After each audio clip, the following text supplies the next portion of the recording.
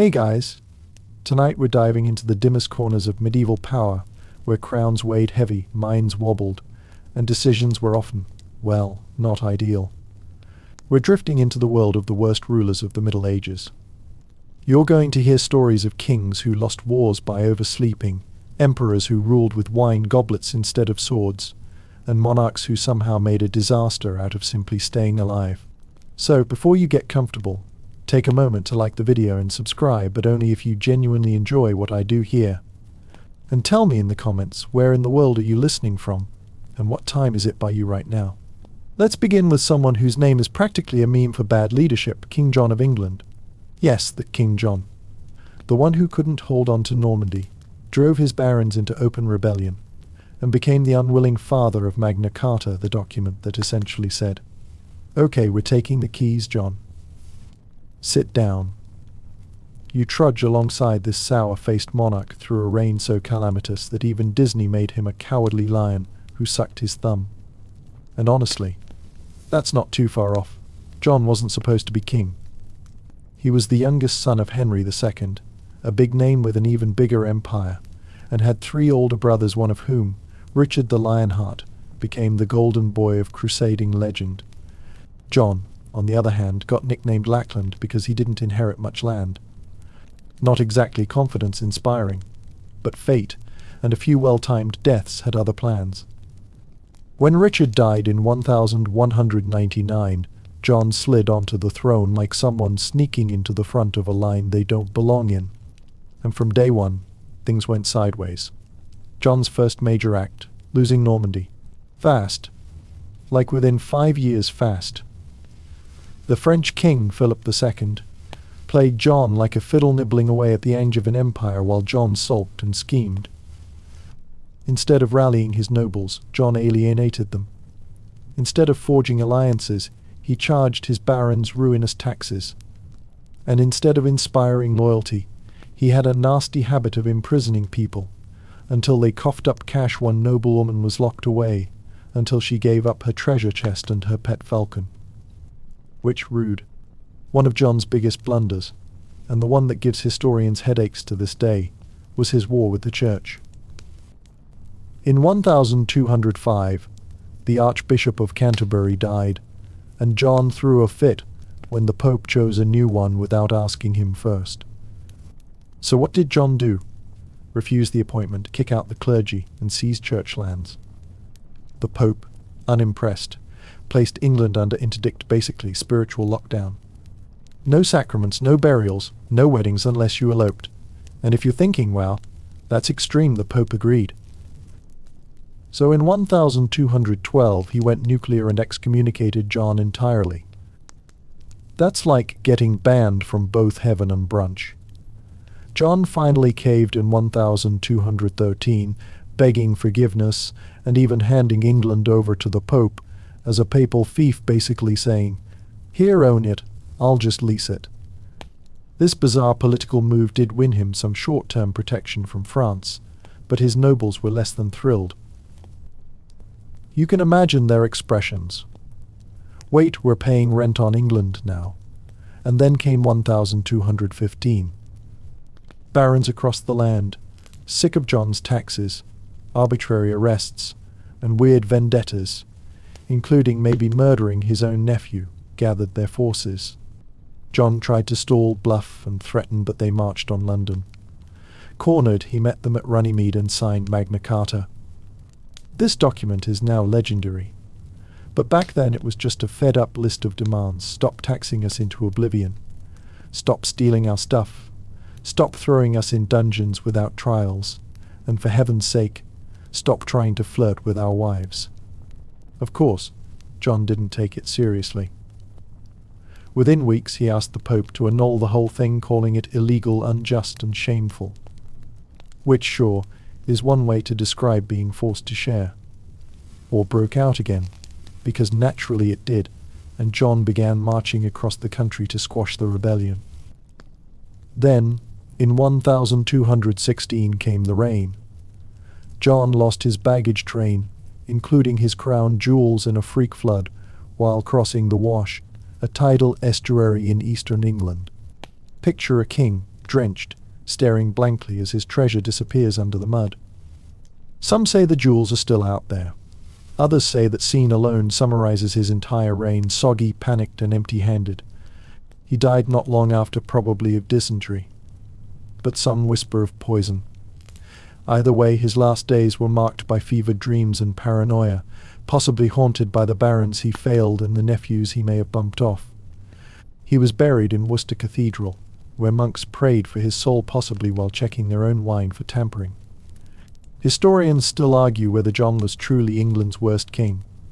Some point out that his administration was efficient and his legal reforms lasting.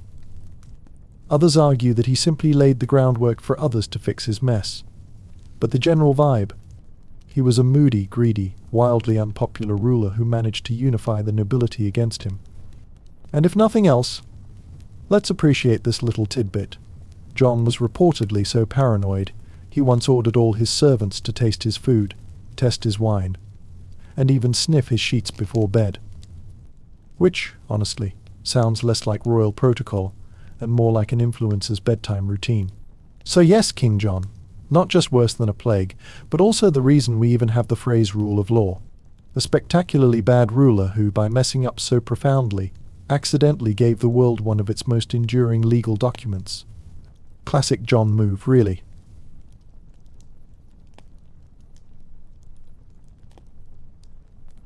Charles the Bald. Yes, that was his actual name and not just a nickname made up by cranky scribes. Though ironically, some historians suspect he wasn't even bald. Go figure. But you shuffle now into a time when the Carolingian Empire, that glittering sprawl carved out by Charlemagne, was starting to fray at the edges. And poor Charles, armed with a royal title, a patchy beard, and the ambition of someone clearly in over his head, was about to discover just how difficult it is to keep a family empire together when every cousin wants their own shiny piece of it. Charles was the grandson of Charlemagne and the youngest son of Louis the Pious. Louis, whose name probably oversold things a little, had tried to split his vast lands fairly between his sons. What he got instead was decades of war, tantrums, backstabbing, and what might be the medieval version of one-star Yelp reviews in the form of angry letters from bishops. When Louis died in 840, Charles inherited the western chunk of the empire, what would eventually become France, but it was hardly a clean transition. The realm was already splintering, and Charles didn't so much ascend the throne as scramble onto it while ducking thrown shoes. The first problem: his brothers. Lothair, who ruled the middle, tried to claim everything, because of course he did. Louis the German, ruling the East, wasn't a fan of that idea. Charles was the youngest, least respected, and stuck in the West Becton, with nobles who didn't even like each other, let alone him. Cue the three-way Carolingian Civil War. The highlight: the Oaths of Strasbourg in 842, a sort of awkward, multilingual handshake between Charles and Louis the German, pledging to gang up on Lothair.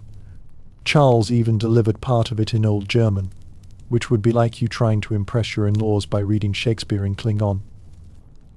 They eventually forced Lothair to the negotiating table, and in 843 came the Treaty of Verdun. The empire was chopped into 3 parts. It's a date that makes high school students everywhere groan, but here, in the candlelit mess of the 9th century, it felt like survival. Charles got West Francia, a kingdom full of squabbling nobles, overgrown forests, and Vikings. So many Vikings. And this is where Charles fumbles hard, because while he was technically king, he never really ruled like one. His authority barely stretched beyond his immediate court. Local lords acted like little kings of their own. And the Vikings? Oh, they noticed. You can almost hear them sharpening their axes in glee. They sailed up rivers, raided towns, and demanded bribes not to burn things. Charles paid them off with silver. When that didn't work, he paid them with more silver.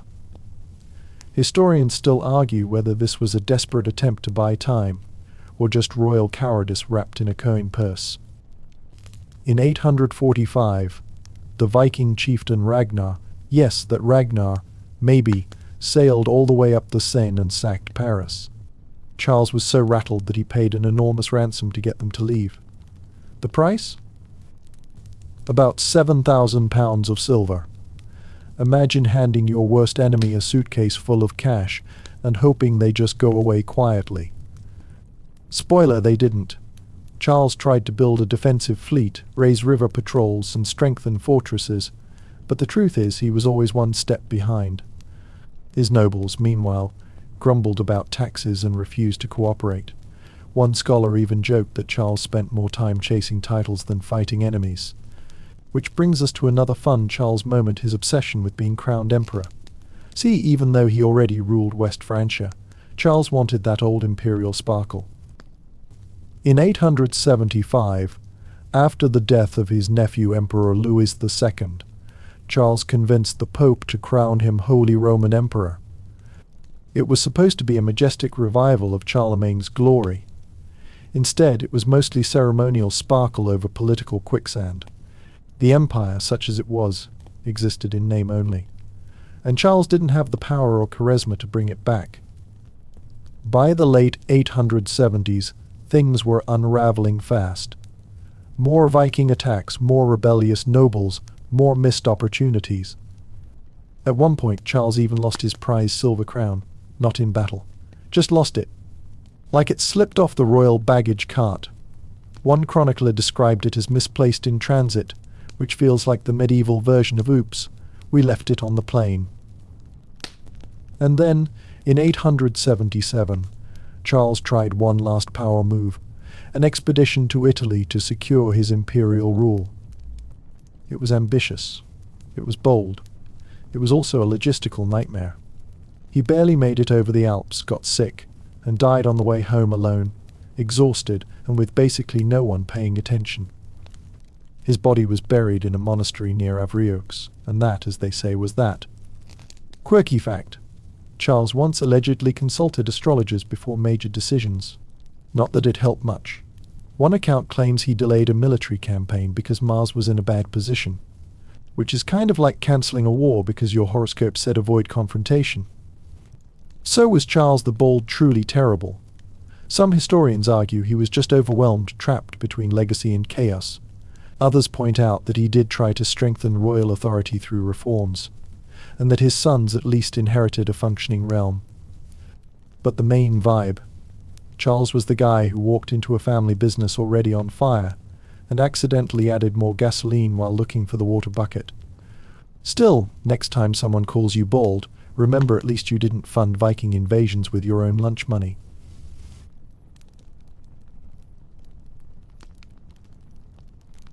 You step now into the fog-drenched world of Anglo-Saxon England, where kings wear fur-trimmed cloaks, advisors mutter in Old English, and you can practically smell the burning peat in every hall. And here, on the creaky throne of this uneasy realm, sits Ethelred the Unready, looking not so much regal as permanently confused. His name alone tells you everything and nothing.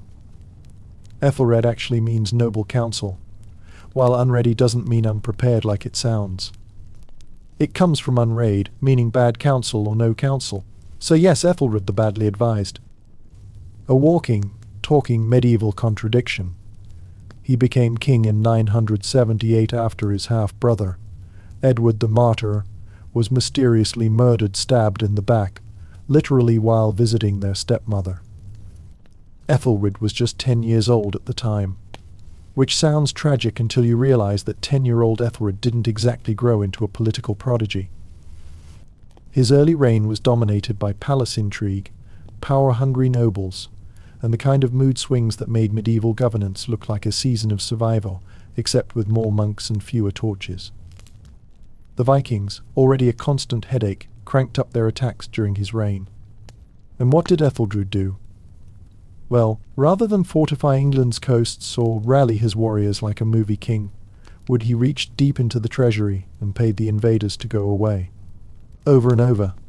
The payments were called Daneeld, which translates loosely to Viking hush money. The amounts were staggering. At one point he handed over £16,000 of silver. That's not "here's a token of goodwill," that's "please don't light my capital on fire." And here's the thing, it never worked for long. The Vikings took the silver, nodded politely, and then showed up again 6 months later, probably with bigger boats. Historians still argue whether this was a desperate survival tactic or just royal incompetence. Some even suggest Ethelred was manipulated by his nobles, who favored paying off the enemy instead of actually fighting. Others think he genuinely believed diplomacy could work on people whose entire economy ran on looting. By 1002, Ethelred had had enough, or at least he thought he had. That November, he ordered something that makes historians raise both eyebrows, the St. Brice's Day massacre. He declared that all Danes living in England should be killed, fearing they might rise up from within. Imagine the panicked neighbours turning on neighbours Danes who'd lived peacefully for years suddenly slaughtered. Among the dead? Possibly Gunhild, the sister of Sweyn Forkbeard, the Viking king of Denmark. A very bad person to cross. The massacre didn't cow the Danes, it enraged them. Sweyn responded with a full-scale invasion.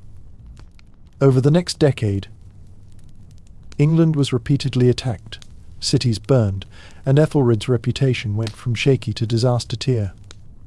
He tried raising armies, but loyalty was spotty. He imposed more taxes, but that only turned the population against him.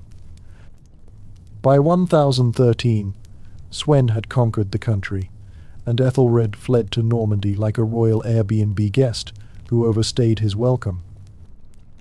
And then Twist Sweyn died suddenly in 1014. Ethelred saw his chance, and came back to reclaim his throne, promising the nobles he'd be a better king this time. The historical equivalent of "I've changed, I swear." For a moment things looked up. But then Sweyn's son, Cnut, invaded. Yes, that Cnut, more on him later. War resumed. Ethelred fumbled his defences again, fell out with his own nobles, and by 1016 he was dead. His son, Edmund Ironside, took over the mess, and promptly lost to Cnut. There's an oddly tragic flavour to Ethelred's rule. Not because he was evil or tyrannical, but because he always seemed a few steps behind, reacting instead of leading, hoping problems would resolve themselves if he just wrote enough stern letters. Some chronicles describe him as thoughtful, even pious, but as one monk delicately put it, he often consulted but never followed the counsel given, which is a polite way of saying he heard advice, nodded, and did the opposite. Quirky side note: Ethelred had a weird obsession with royal charters. He issued more of them than most kings before him. Some historians think it was a PR move, trying to reinforce his divine right to rule through paperwork. Others think he just liked the ceremony of it. Either way, no amount of wax seals could make up for losing half your kingdom to Scandinavian warlords. And if you're wondering about his personal life, well, he married twice. His second wife was Emma of Normandy, a political match meant to secure ties with the continent. Emma was clever, ambitious, and probably the brains of the operation. After Ethelred's death, she went on to marry Knut and became queen again. So, make of that what you will. To this day, Ethelred remains a cautionary tale. Not for cruelty, but for chronic indecision, mismanagement, and truly awful timing. His reign didn't end the Anglo-Saxon period, but it sped up its collapse. And while the nickname Unready may be misleading, it stuck for a reason. Because when everything was burning, Ethelred always seemed to be somewhere else counting silver, drafting another charter, or asking his advisors, well, what do you think we should do?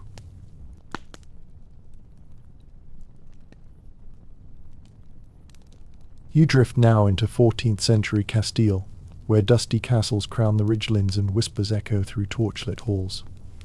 And in the heart of this kingdom, pacing in velvet robes with a temper hotter than a midsummer sun, rules Peter of Castile, later known, depending on who you ask, as Peter the Cruel. Or Peter the Just. Yeah, even historians couldn't quite make up their minds on this guy. Either he was a righteous reformer wronged by history, or he was a paranoid, bloodthirsty mess with a gift for alienating everyone, often while holding a dagger. Peter came to the throne in 1350, just 17 years old, at a time when the Black Death was still chewing its way through Europe and royal politics resembled a particularly grim family reunion, everyone related, everyone backstabbing. His father, Alfonso XI, had ruled fairly competently, though he'd scandalously favoured his mistress over his queen. When he died suddenly, probably from plague, Peter inherited the throne, the court, and a tangled mess of jealous half-brothers and scheming nobles. Basically, royal Game of Thrones with more incense. At first, Peter seemed determined to do things his own way. He stripped the over-powerful aristocrats of their privileges, enforced royal authority, and insisted on ruling through law. In a vacuum, that sounds pretty modern. But Peter had the subtlety of a sledgehammer. He didn't debate reforms, he imposed them. He didn't negotiate with rebellious nobles, he executed them. And he didn't handle criticism well.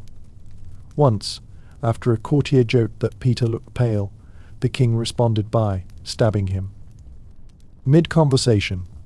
Not exactly HR-friendly behavior. His romantic life was equally chaotic. He was initially betrothed to Blanche of Bourbon, a French princess. But when she arrived for the wedding, Peter was already in love with another woman, Maria de Padilla, and basically ghosted his new wife after 2 days. He had Blanche locked in a tower where she would remain for years, until she mysteriously died. Depending on the source, Peter either ordered her death directly or turned a blind eye, while someone else did it. Historians still argue whether Peter truly loved Maria, or just used her family's influence to shore up his shaky court. Either way, it didn't win him many friends in France. Meanwhile, his half-brothers, especially Henry of Trastamara, were quietly gathering support. Henry hated Peter, probably because Peter had several of their shared relatives executed, including one who was dragged from a monastery and beheaded. Not exactly family bonding time, and so, in the late 1350s, Henry started an open rebellion, backed by the aristocracy and foreign powers, including France and Aragon. This was no minor uprising, it was full-blown civil war, the kind that came with mercenaries, sieges, betrayals, and lots of loud shouting in chainmail. Peter had one big foreign ally, Edward, the Black Prince of England, who agreed to help him retake his throne in exchange for favours and future rewards. In 1367, at the Battle of Najera, they routed Henry's forces. Peter, briefly, was back on top. But and here's the clumsy part, Peter then alienated the Black Prince almost immediately by not paying up. Edward, suffering from illness and short on funds, left Spain feeling cheated. And Peter, now alone again, found himself facing a resurgent Henry, who returned with French backing and a very long list of grievances. By 1369 it was over. Peter was betrayed by one of his own men, captured, and brought before Henry. The two half-brothers had a brief, vicious scuffle. Some say Peter lunged with a dagger, others that he begged for mercy, but in the end, Henry stabbed him to death. Multiple times, right there in the tent. It wasn't elegant, but it was final.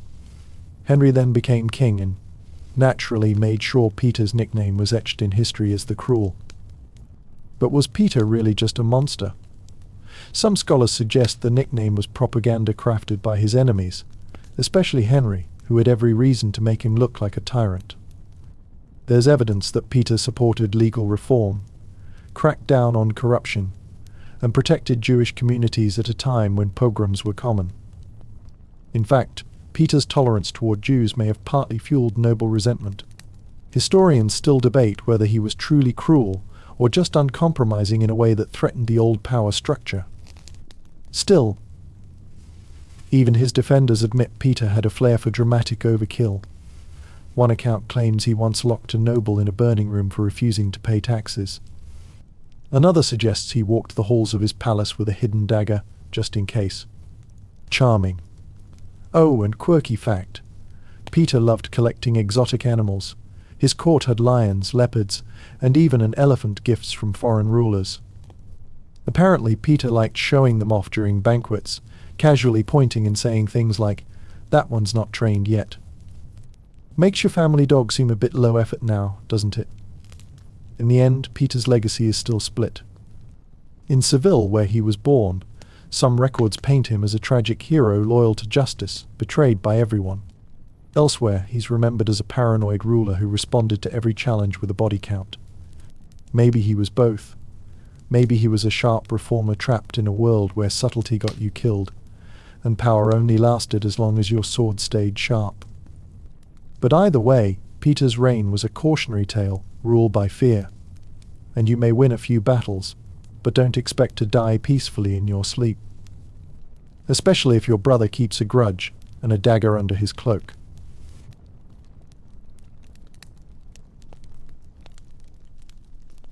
You now find yourself drifting eastward, across the winding rivers and pine-swept mountains of Bohemia, into a land where the beer is stronger than the politics are stable. And sitting unsteadily on the throne often literally is Emperor Wenceslaus IV, not the good King Wenceslaus from the Christmas Carol. No, this Wenceslaus was more infamous for bad governance, worse choices, and hangovers that likely spanned entire diplomatic summits. If Charles IV, his father, was one of the Holy Roman Empire's high points, Wenceslaus was the, well, let's just call him the hangover after the party.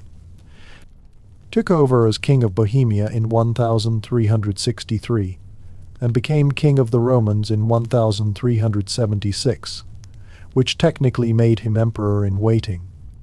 The Holy Roman Empire was a patchwork of duchies, cities, and nobles already difficult to manage at the best of times. Wenceslaus had no intention of doing that. From early on he showed a startling gift for apathy. While his father had built bridges, literal and political, Wenceslaus was better known for vanishing on drinking binges, skipping meetings, and sometimes forgetting to tell anyone where he was. Is the emperor coming? Was not a rhetorical question during his reign, it was a daily logistical crisis. And it wasn't just a few missed appointments. Wenceslaus would vanish for weeks at a time. Sometimes he holed up in castles with favoured hunting buddies and clerics, sometimes in taverns, and once in a monastery allegedly recovering from a philosophical illness, which probably meant someone found him face down in a fountain. Meanwhile, the empire festered. Rival factions were on the rise. The papacy was in chaos, caught in the Avignon schism with 2, and then 3, rival popes claiming legitimacy. Wenceslaus should have stepped in emperor and all that, but he stayed out of it, literally. He refused to travel to Italy to be crowned by the Pope, which meant that technically he never completed the full Holy Roman Emperor status. So yes, he was an emperor with an asterisk. Now there's one moment people love to quote from his reign. In 1393, he had a clergyman named John of Nepomuk tortured and drowned in the Vltava River. The reason? It depends on who's telling the story. Some say it was political. John wouldn't violate the seal of confession to tell Wenceslaus what the Queen had said. Others argue it was about property rights and legal disputes. Either way, Wenceslaus didn't exactly resolve things with a sternly worded letter. And ironically, John of Nepomuk would go on to become a saint, while Wenceslaus earned the nickname de Folle, or the Idol. By the 1390s, even the nobility had had enough. Wenceslaus's inability to respond to imperial disputes, enforce order, or even attend diet sessions, the medieval version of government assemblies, led to an imperial revolt. In 1400, a group of powerful prince-electors formally deposed him as king of the Romans, replacing him with Rupert of the Palatinate. Did Wenceslaus fight back? Not really. He retreated to Bohemia and just kept being king there. He was like a dethroned CEO who still shows up to the office because no one remembered to change the locks. Bohemia, at least, remained loyal for a while. But even there, things were spiraling. Religious tensions were boiling. Reformist preachers like Jan Hus were gaining ground, pointing out corruption and calling for church reform. Wenceslaus tried to ride both sides, supporting Hus just enough to irritate Rome, but not enough to actually fix anything. Historians still argue whether he was sympathetic to the reformers or just too distracted to notice the religious bonfire under his feet. And distracted he was. By wine, mostly. Chroniclers describe long, unstructured days spent drinking, hunting, and throwing lavish feasts. He once commissioned an enormous golden wine goblet engraved with astrological symbols, because if you're going to ignore your crumbling empire, you might as well sip in style. One legend says he ordered musicians to play non-stop while he slept, so he'd awaken to soothing harp music. Another claims he released dozens of rabbits in the palace courtyard and refused to hold council until he'd caught one himself. You know emperor stuff. A quirky little footnote. Wenceslaus kept an unusually large collection of exotic birds, including a parrot who allegedly shouted obscenities in Latin. Whether this is true or just a medieval insult dressed as a fun fact, we may never know. But it tracks honestly. By the time of his death in 1419, Bohemia was a religious tinderbox, the Hussite wars were about to explode, and the Holy Roman Empire was still limping through endless leadership crises. Wenceslaus left no heir, no solution, and barely a legacy. Even his enemies didn't fear him, they mostly sighed in his general direction. One German chronicler dryly observed, "He ruled as if ruling were optional." And that might be Wenceslaus's legacy in a nutshell. He didn't unleash terror, didn't burn cities or march armies across Europe. He just did nothing. In a time when everything needed doing, he ghosted responsibility like it was an Exeter banquet. And somehow, that made things worse. Because in the Middle Ages, neglect was its own kind of cruelty, one that let chaos slip in through the cracks, while the man on the throne toasted another day of doing absolutely nothing at all.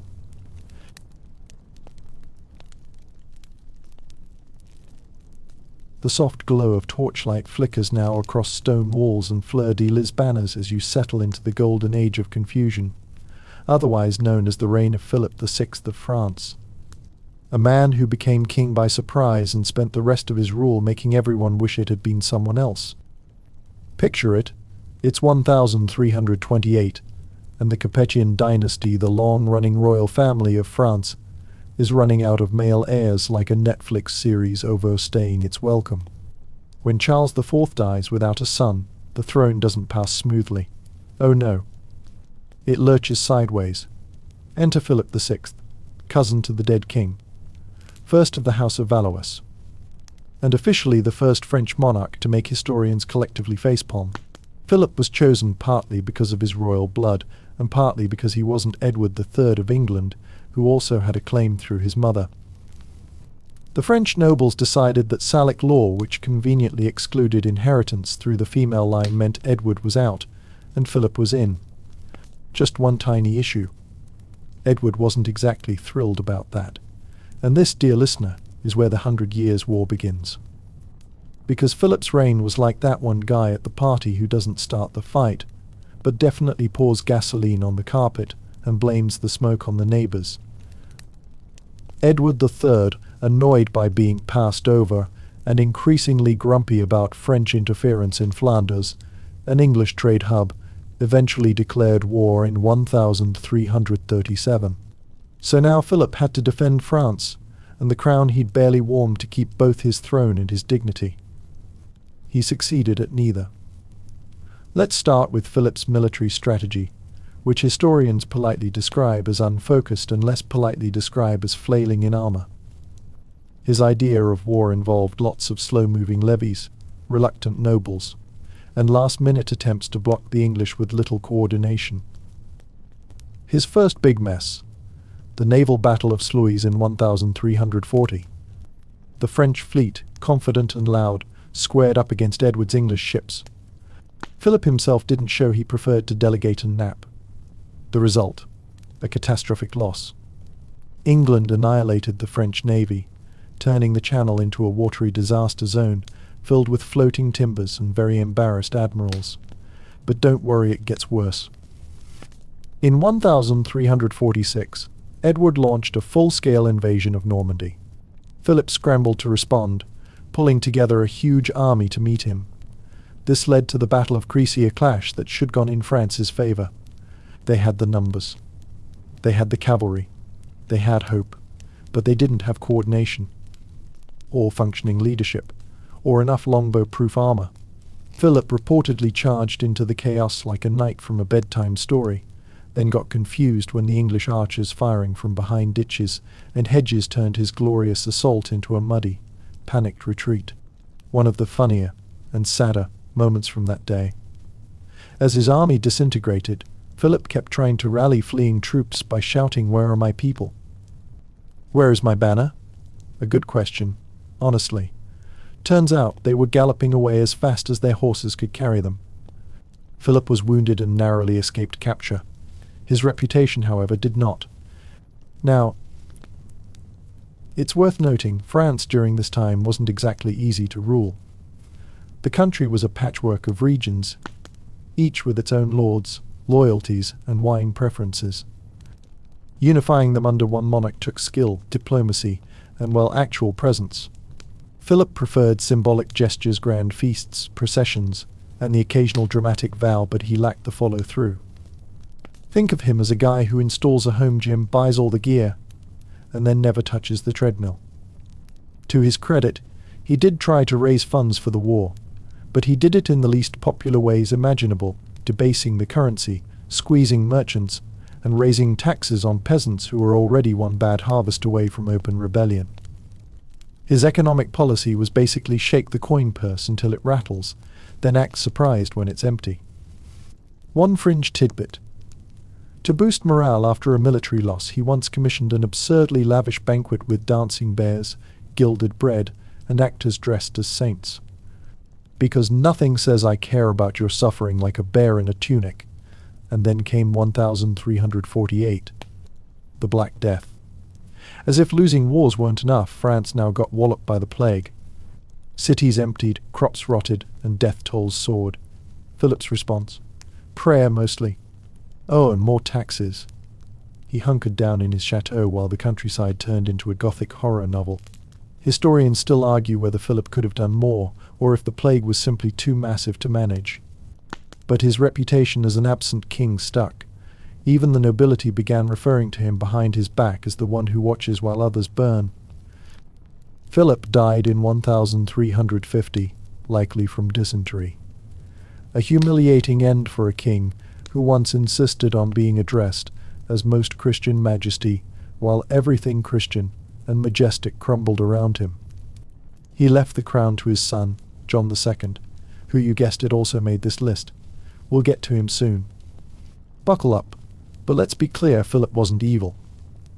He didn't massacre villages or execute thousands. He just misunderstood what being king required. A crown isn't just for parades. It's a target, a promise, and a job description. And Philip, bless him, wore it like a novelty hat, shiny, impressive, but a little too big for his head.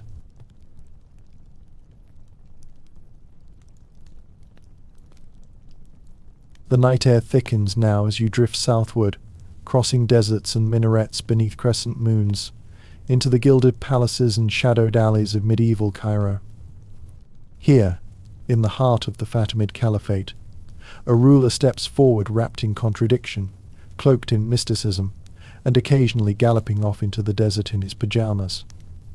Say hello, or maybe whisper politely to Al-Hakim by Amr Allah, the sixth Fatimid Caliph of Egypt. Ruling from 996 to 1021, he's remembered by some as a mad tyrant, by others as a misunderstood philosopher king, and by all as one of the strangest rulers the Middle Ages ever offered. Let's start with the basics. Al-Hakim came to power at just 11 years old after the sudden death of his father. In those early years, governance was mostly managed by regents and viziers, seasoned officials trying to steer the ship, while the boy caliph learned the ropes. But Al-Hakim didn't take long to snatch the reins.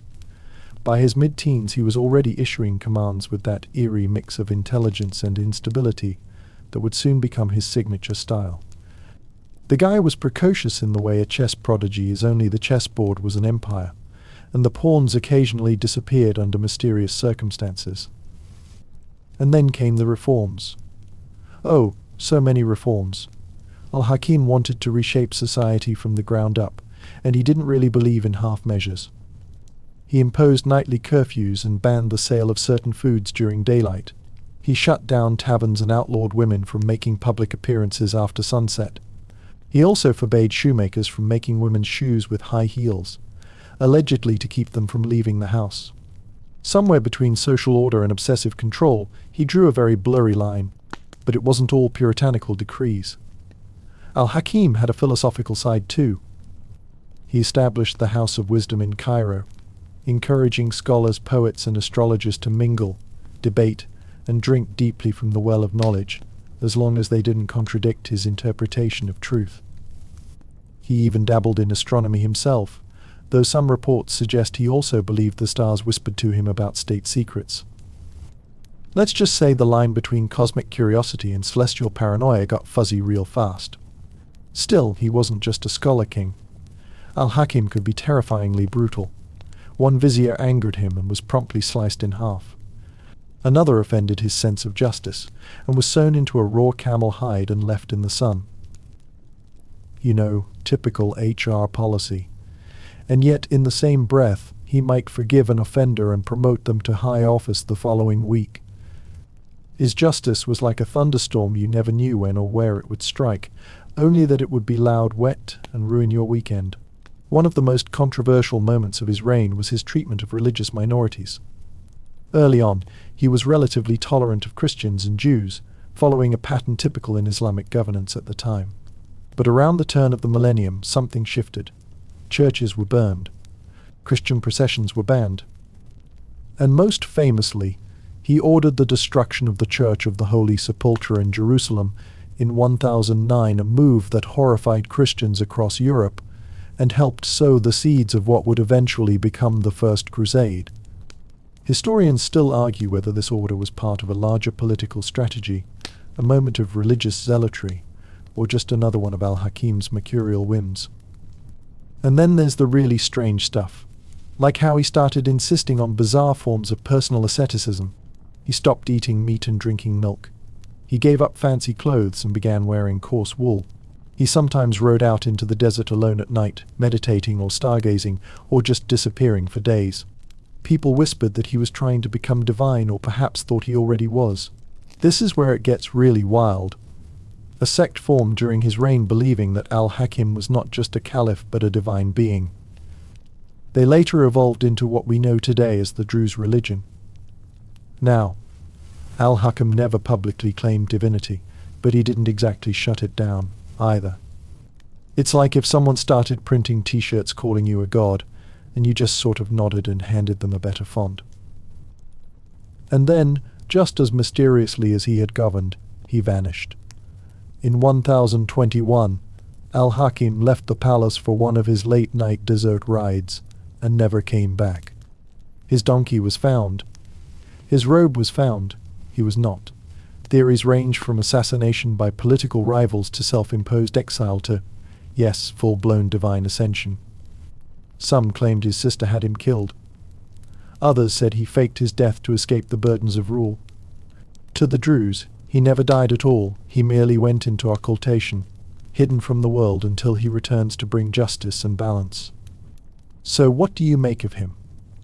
A madman on a golden throne, issuing curfews and sermons in the same breath. A reformer crushed by the weight of a collapsing order. A mystic overwhelmed by visions. Or simply a product of a world where power, isolation, and boundless authority can make any man strange. Al-Hakim's legacy is just as paradoxical. In Egypt, he is remembered both as a stern enforcer and a protector of scholars. In Europe, he's often seen as a fanatic who helped set the stage for holy war. And in the mountains of Lebanon, some still whisper his name as a figure beyond mortal comprehension. Whether you believe he was divine or just deeply eccentric, one thing is certain: Al-Hakim didn't just rule a kingdom, he made the entire Middle Ages wonder what was real, and what was merely the echo of a wandering mind beneath desert stars.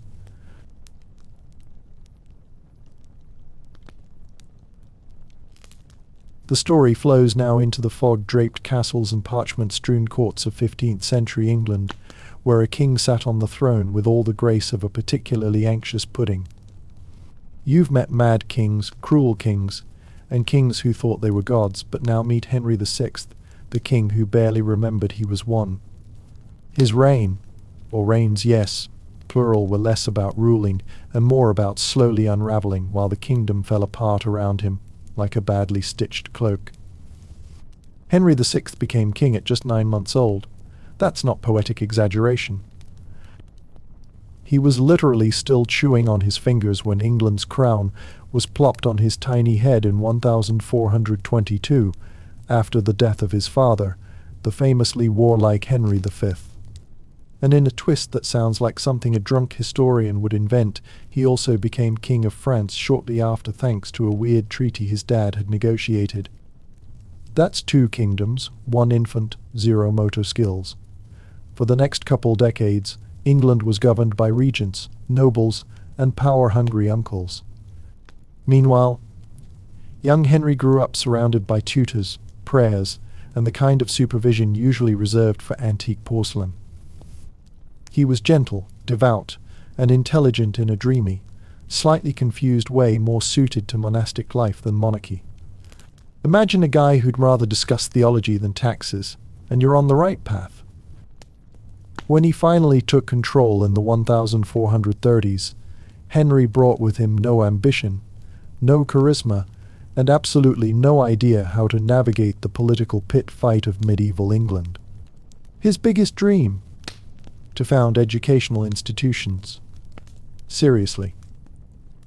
He established Eton College and King's College, Cambridge, monuments to learning and future exam stress. But while he was building lecture halls, his rivals were sharpening swords. You see, England at this point was hanging on to its French territories by a thread, thanks to the 100 Years' War. But Henry, he couldn't even hold a town hall meeting, let alone Normandy. He appointed unqualified favourites, let key castles fall without reinforcement, and practically mailed invitations to the French asking them to reclaim their land. In 1453, England lost Bordeaux, ending nearly 300 years of English presence in France. The national mood was, "Thanks for nothing, Your Grace," and here's where things spiral. That same year, Henry suffered a complete mental breakdown. Historians still argue whether it was catatonic schizophrenia, a stress-induced fugue, or some hereditary madness from his grandfather, Charles VI of France, who thought he was made of glass and refused to be touched. Whatever the cause, Henry went silent for over a year. He didn't speak, didn't move, didn't react. He just sat, like a particularly well-dressed statue. His queen, Margaret of Anjou, had to take the reins, and let's just say she didn't come in peace. Margaret was fierce, clever, and determined to protect her husband's claim, but her favoritism toward her own allies sparked massive resentment among the nobility.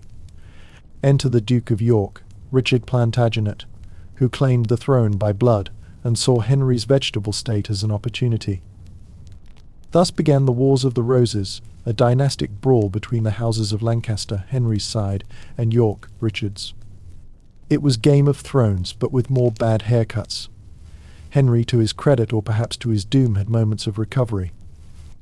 He'd emerge from his fugue with polite confusion, like someone waking up from a 15-year nap. At one point, he apparently didn't recognize his own son, which Margaret took about as well as you'd expect. Despite these lucid moments, Henry remained politically paralyzed. When he wasn't incapacitated, he was passive.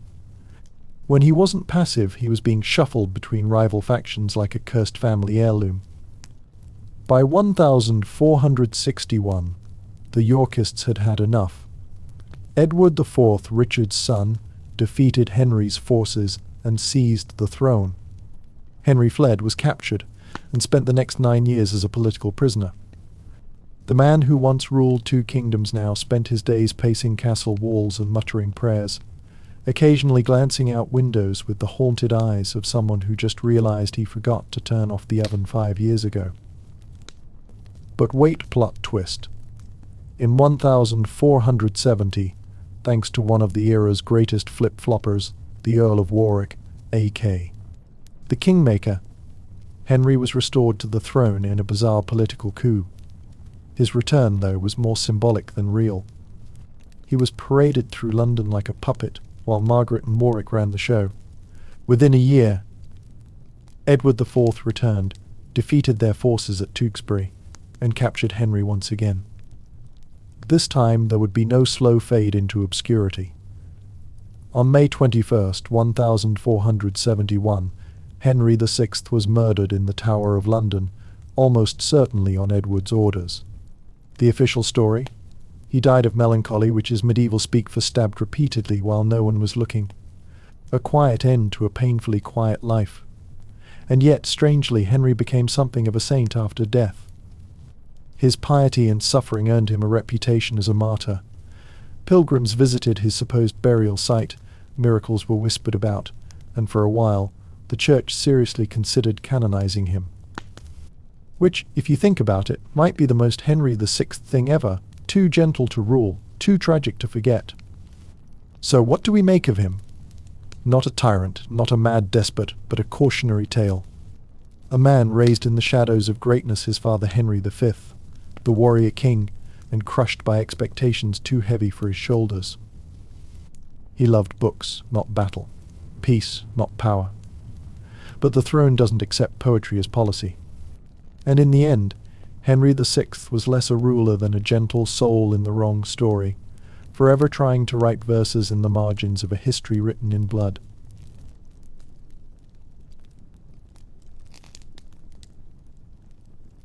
You slip now into the swirling mist of 12th century England, where power clings by a thread and the crown weighs more like a curse than a prize. The land is cracked with war, fields forgotten, and law a memory. At the centre of it all stands King Stephen, who, depending on your mood, was either the most unlucky monarch in English history, or the guy who turned royal incompetence into an Olympic event. His reign, from 1135 to 1154, is remembered for one defining phrase, the anarchy. That's not just a cool band name, it's the 19-year stretch when England had a king, but no real government, no peace, and no plan. Stephen wasn't exactly in line for the throne. When King Henry I's only legitimate son died in a shipwreck, seriously, the white ship sank and took 300 nobles with it, Henry named his daughter, Empress Matilda, as heir. Bold move in a male-dominated world. But when Henry died in 1135, Stephen of Blois, Henry's nephew, made a quick power grab. He galloped to London, charmed the nobles, and had himself crowned before Matilda even unpacked her bags. Welcome to medieval politics, whoever moves fastest wins. At first people thought Stephen might be all right. He was charming, pious, and promised to uphold the laws of his predecessor. But within a few short years, things went off the rails so fast it was like someone handed the kingdom to a squirrel with a sword. He couldn't control his barons, couldn't hold on to his allies, and couldn't keep his promises. He handed out castles like party favors, hoping loyalty would follow. Spoiler, it didn't. Most of the recipients just fortified their new homes and waited to see who'd come knocking with a better offer. And then Empress Matilda came knocking. She landed in England in 1139 with the support of her half-brother Robert of Gloucester, and a burning need to reclaim what was, arguably, rightfully hers. Thus began the civil war known as the Anarchy. And true to the name, it wasn't the kind of clean, orderly war with clear fronts and noble speeches. This was an ugly, creeping chaos of sieges, betrayals, and noblemen changing sides more often than medieval peasants changed their tunics. Castles changed hands weekly. Towns were sacked. Crops burned. And through it all, the ordinary people, those trying to farm, marry, or just nap in peace, suffered the most. Chroniclers at the time wrote that Christ and his saints were asleep, which may be the most British way ever to describe a total collapse of society. Stephen was captured in 1141 at the Battle of Lincoln, yes. The king himself was caught like a drunk trespasser in his own pub. Matilda took London, and even began preparing for her coronation. But her attitude, described by chroniclers as proud and dismissive, cost her dearly. When she alienated the Londoners, they revolted, and she had to flee, and not with royal flair either. More like a middle-of-the-night grab-the-cat-and-run kind of thing. Stephen was released shortly after in a prisoner exchange, and the war slogged on for over a decade. Neither side could win. Neither side could govern. It was like a game of royal tug-of-war where the rope kept snapping and hitting everyone in the face. Matilda retreated back to Normandy in the late 1140s, but her teenage son, remember this name, Henry Plantagenet, kept the fight alive. All the while, Stephen's grip on the throne weakened like wet parchment. Barons ignored royal authority entirely. They built private castles, minted their own coins, and generally acted like toddlers let loose in a supermarket with no adult supervision.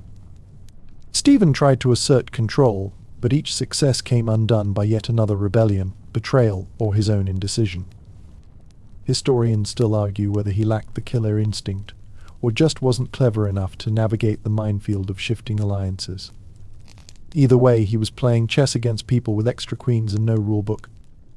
Then came 1153. By now, Stephen had lost his only surviving son, Eustace. Yes, the name does sound like a sneeze, and with him, much of his will to fight.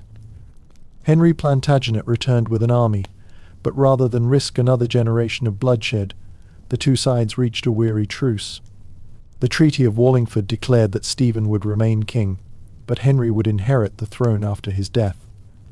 Essentially, England hit the medieval equivalent of let's just agree to disagree until you're dead. Stephen died the following year, worn out and politically bankrupt. Henry II, son of Matilda and founder of the Plantagenet dynasty, took the throne with a vow to clean up the mess. And oh boy, was there a mess. So what do we make of Stephen? Was he a villain? Not really. Was he cruel? Not especially. Was he lazy, corrupt, or wildly indulgent? No, no, and no. But he was weak, and in the Middle Ages, weakness in a king was like blood in the water. His story is less about wickedness than the sheer destructiveness of indecision. When you've got a crown, a kingdom, and no idea what to do with them, you end up with 19 years of burned villages, dead heirs, and disillusioned saints. And yet, despite the chaos, people still prayed for him. Some saw him as a man caught in a storm, doing his best to stay afloat. Maybe they were right, but next time someone tells you they've had a rough week, you can smile gently and say, "Sure, but were you King Stephen level chaotic?"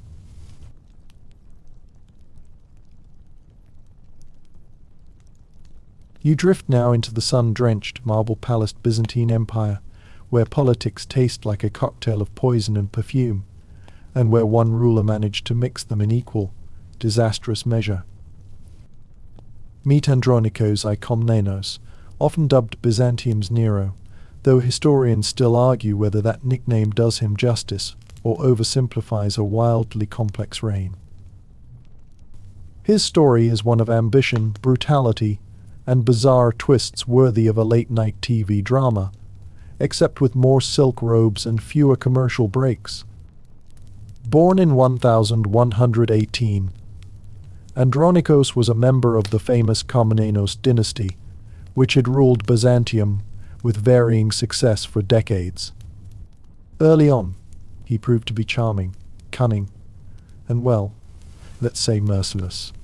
His life was a non-stop roller coaster of exile, rebellion, imprisonment, and escape. He could have easily starred in a medieval reality show called Survivor, Constantinople edition. At one point, Andronikos was imprisoned by his cousin Emperor Manuel I, locked away for plotting against the throne. But true to his slippery nature, he escaped twice, and even spent some time in the Crusader kingdom of Jerusalem, charming and conniving his way through courts. He was the medieval equivalent of a cat with 9 lives and a knack for drama. Fast forward to 1182. After years of political intrigue and exile, Andronikos finally seized power amid growing dissatisfaction with the ruling aristocracy. His rise came during a time when the empire's wealth was draining fast, and the elite's nobles, generals, and bureaucrats were living in luxurious oblivion while common folk suffered. Sound familiar? That tension was about to explode.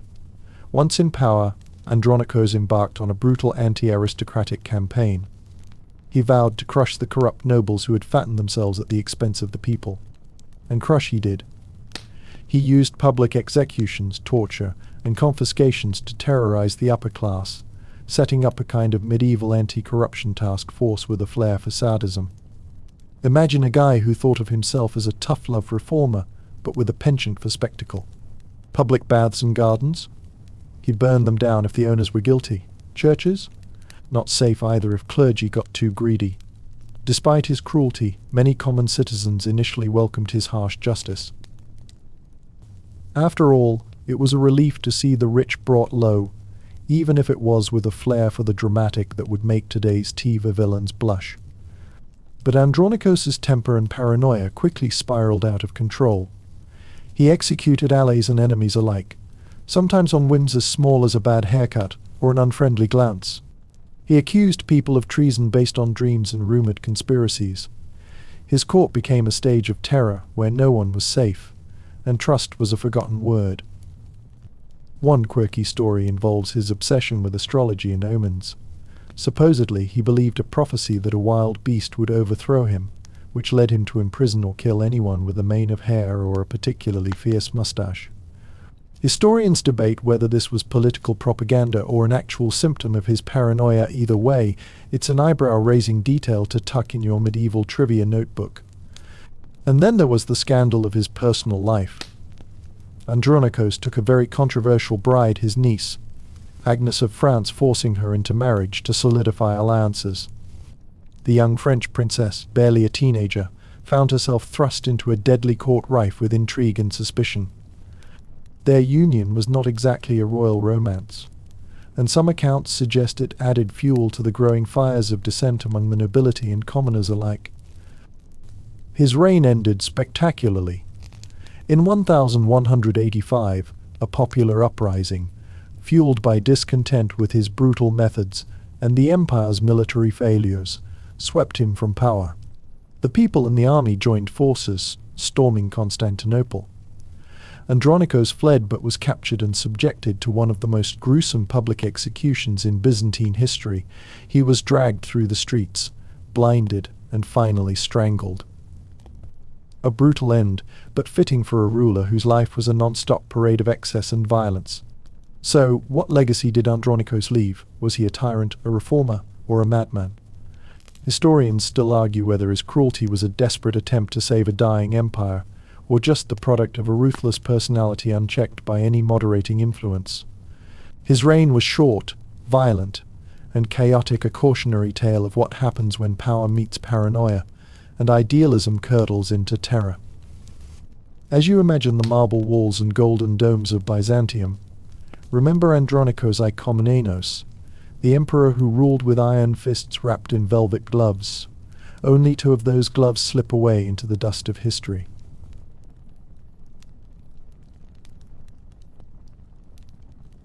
You find yourself stepping softly into the shadowy corridors of 15th century Central Europe, where fate can be cruel, and royal birth doesn't always guarantee a throne.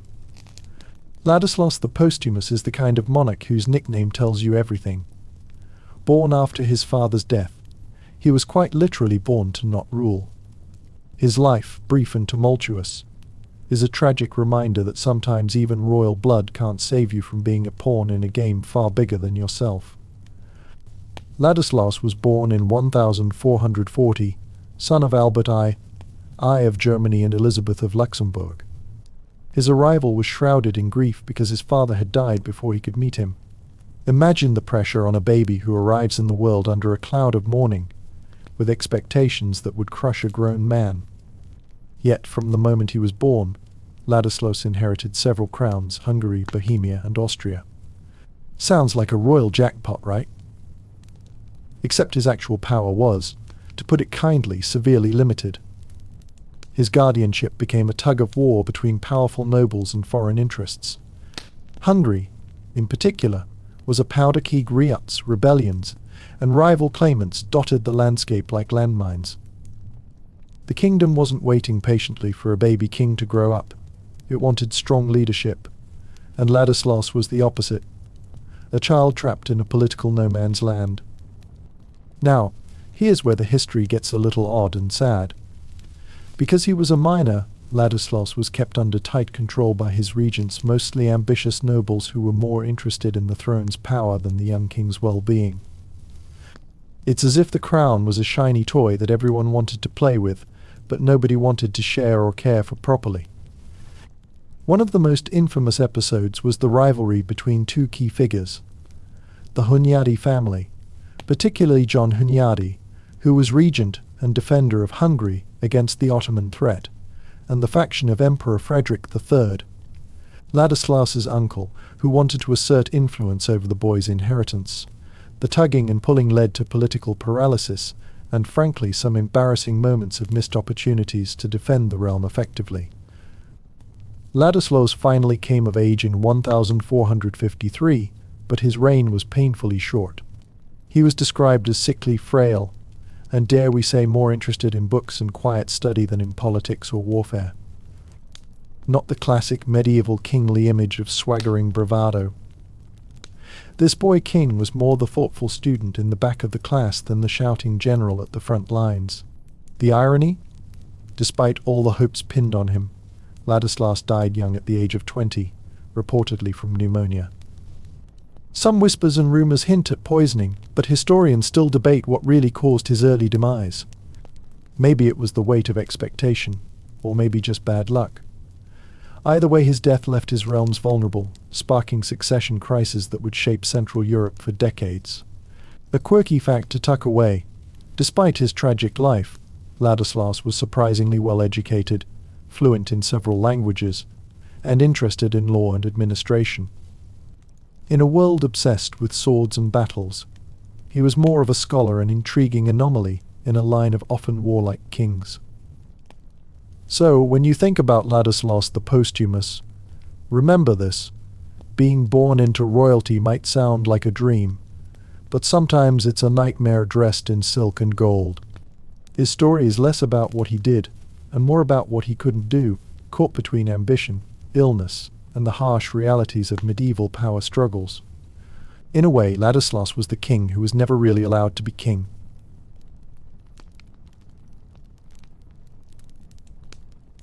You ease into the turbulent world of early 14th century England, where the crown isn't just a symbol, it's a deadly game of whispers, plots, and maybe a little poison on the side. At the center of this drama is Isabella of France, queen consort to Edward II, a woman whose legacy historians still debate fiercely. Was she a cunning power player, a ruthless poisoner, or simply a woman trapped in a brutal, patriarchal world trying to survive? Let's find out. Isabella, daughter of Philip of France, arrived in England in 1308 as a fresh-faced princess, expected to be a diplomatic bridge between two powerful kingdoms. She married Edward II, a king whose reign was marked by military failures, political incompetence, and scandalous favoritism. If Edward's rule was a sinking ship, Isabella was both passenger and eventually captain of a mutiny. Edward's obsession with his favorites, most notably Piers Gaveston, and later Hugh Despenser the Younger, caused deep rifts among the English nobility and alienated his queen.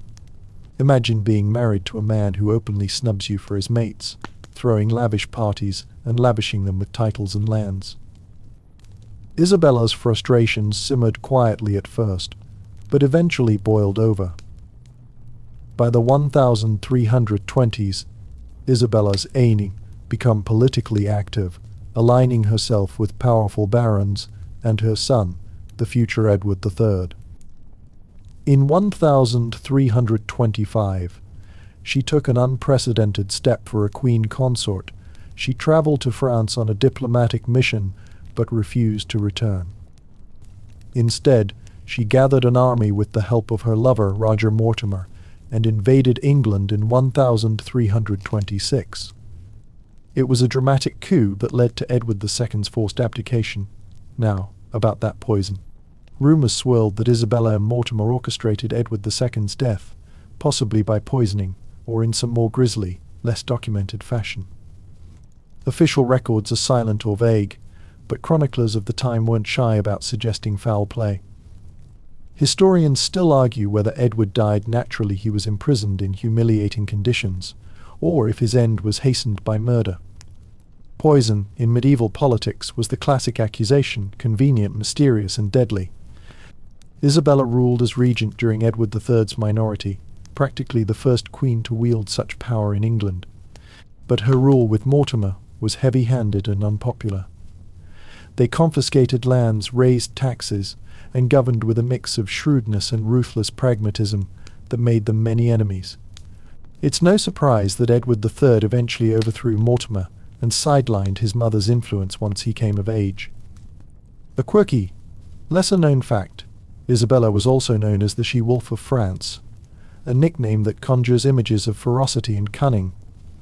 This label stuck partly because of the fear and hatred she inspired among the English nobles who saw her as a foreign interloper and a dangerous manipulator. It's a reminder of how gender and nationality shaped medieval reputations sometimes more than actual deeds. Her story raises timeless questions about power, loyalty, and survival. Was Isabella a villainess bent on revenge and domination, or a determined woman navigating a patriarchal world with limited options? Scholars still debate her true motivations and the extent of her ruthlessness. As you picture Isabella's dark eyes and sharp wit behind the heavy velvet curtains of a royal chamber, remember this: in the Middle Ages, queens wielded power in shadows as much as in sunlight. Isabella's legacy is a tangled web of ambition, love, and survival, a story as complex as any medieval court intrigue.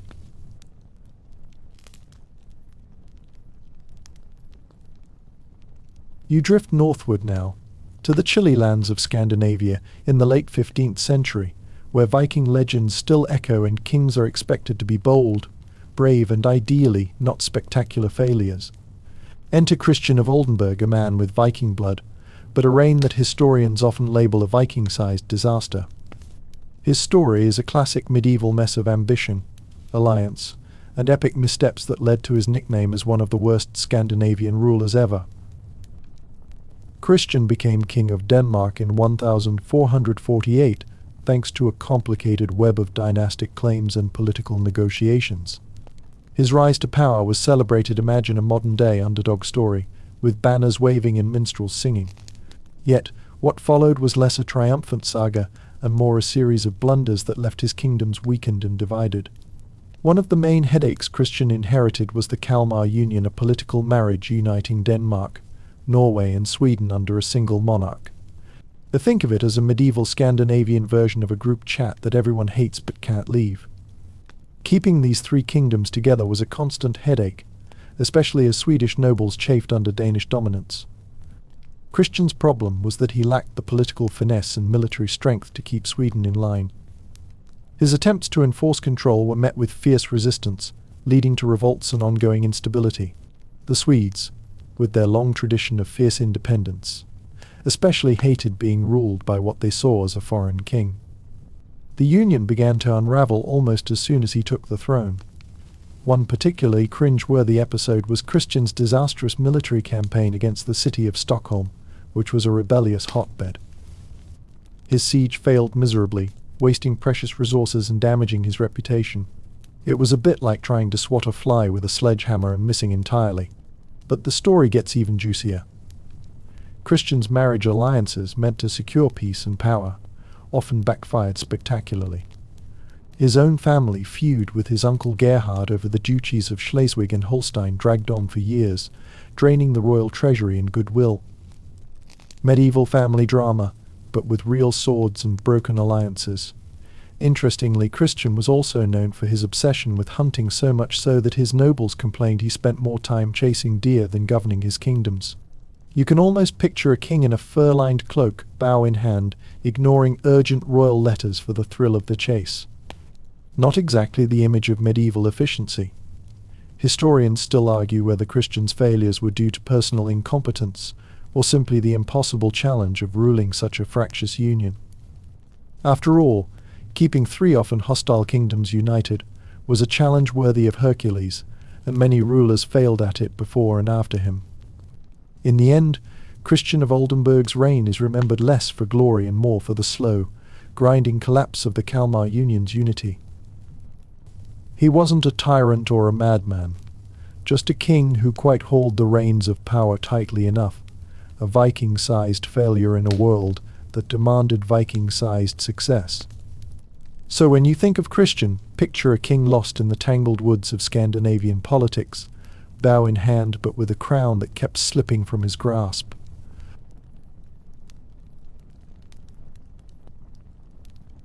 You settle into the quiet corners of late 14th century Castile, where royal crowns often come with tangled webs of family drama, political scheming, and more than a little frustration.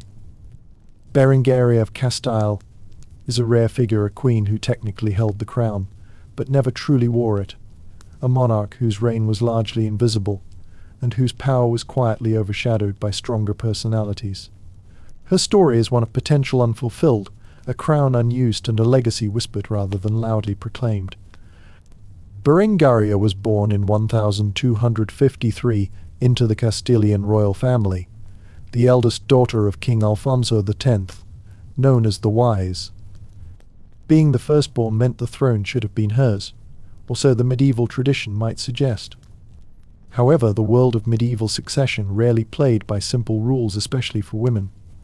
Despite her royal blood and rightful claim, Berengaria's path to power was blocked repeatedly by male relatives and political rivals.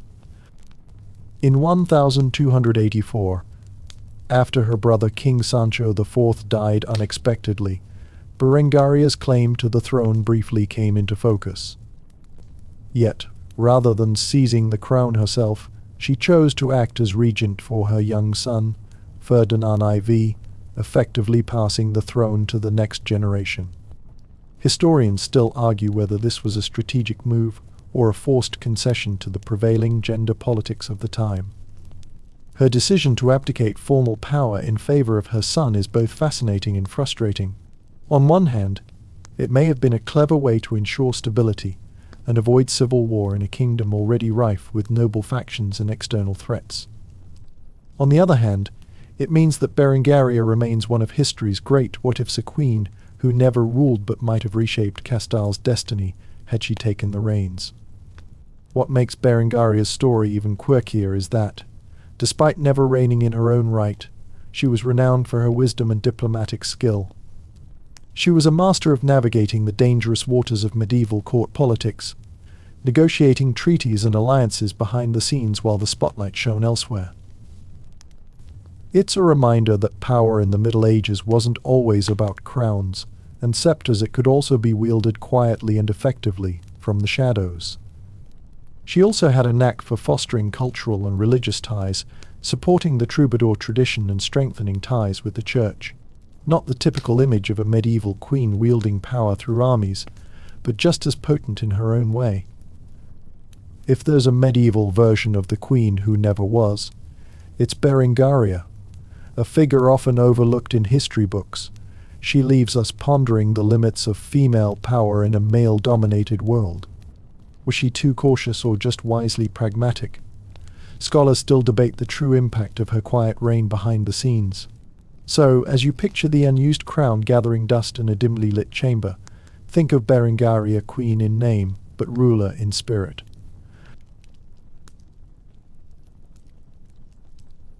You drift now into the Kingdom of France in the 9th century, where kings were expected to be warriors, lawgivers, and symbols of strength, but Louis the Sluggard, or Louis the Lazy, was none of these. His nickname alone tells you most of what you need to know about this ruler's legacy, a king who earned his fame not through grand victories or wise decrees, but through a remarkable talent for doing as little as possible. His reign is a masterclass in how royal inactivity can be just as disastrous as outright failure. Louis III, better known as Louis the Sluggard, was the son of Louis the Pious and grandson of Charlemagne, inheriting the western portion of the Carolingian Empire after a series of partitions. This was a time when the empire was fracturing, and power was slipping from the hands of the once mighty dynasty. You might say Louis inherited a kingdom on the edge of collapse, and he didn't exactly rally the troops. Instead, Louis was famous for his laziness, a fact that was noted with no shortage of medieval snark by chroniclers of the time. They painted him as a ruler who preferred feasting and leisure over governance and warfare. There's a medieval joke lurking here. If royal crowns came with a snooze button, Louis had it firmly pressed. This reputation wasn't just gossip. His failure to act decisively invited nobles to carve up power among themselves, weakening the monarchy's grip. The kingdom suffered from constant Viking raids, but Louis seemed more interested in avoiding conflict than confronting it. Some historians suggest he was more a figurehead than a true ruler, with real power wielded by nobles and regional leaders. This sort of hands-off leadership is exactly what medieval Europe feared: a king who can't or won't protect his people. A rather quirky fact about Louis is that despite his sluggard title, he did manage to secure some peace through marriages and alliances. It's a reminder that even the laziest kings had moments of political savvy, or maybe they just got lucky. But such moments were rare, and they couldn't stop the gradual decline of royal authority. Historians still argue whether Louis's reputation as lazy is entirely deserved, or if it's a caricature created by chroniclers who wanted a scapegoat for the empire's troubles. After all, ruling was a brutal job in a brutal time, and sometimes survival meant keeping your head down rather than charging into battle. Louis's reign ended in 879, leaving behind a realm fragmented and vulnerable, a kingdom drifting without a strong helmsman. His life serves as a warning that sometimes the worst kind of ruler isn't the tyrant or the madman, but the one who simply refuses to rule. As you picture this sleepy king, maybe dozing off during council meetings or missing the Viking raids because he was too busy napping, remember, royal duty wasn't just about wearing a crown, it was about taking action. And Louis the Sluggard failed spectacularly at that.